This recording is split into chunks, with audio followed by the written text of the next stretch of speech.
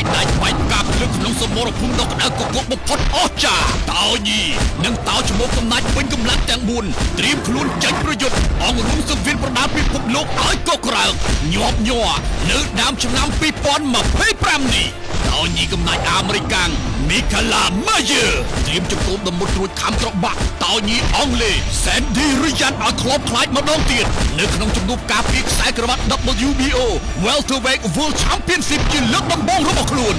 នៅក្នុងសមរភូមិដ៏ក្តៅគគុកនេះដែរខ្លាកំណាច់ប្រយុទ្ធនឹងធ្លាប់បរាជ័យអាមេរិកាំង Ryan Norman Jr. ត្រូវឡើងសង្វៀនប្រយុទ្ធតតាំងនិងខ្លាពីគៀនចុងកោមពឹស Puerto Rico Derek Covers ដើម្បីការពារខ្សែក្រវ៉ាត់ WBO Welterweight World Championship ជាលើកដំបូងផងដែរ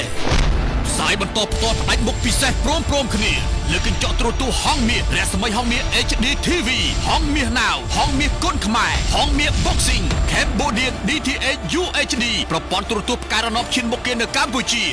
ថ្ងៃអាទិត្យទី30ខែមីនាឆ្នាំ2025ចាប់ពីម៉ោង8ព្រឹកតទៅ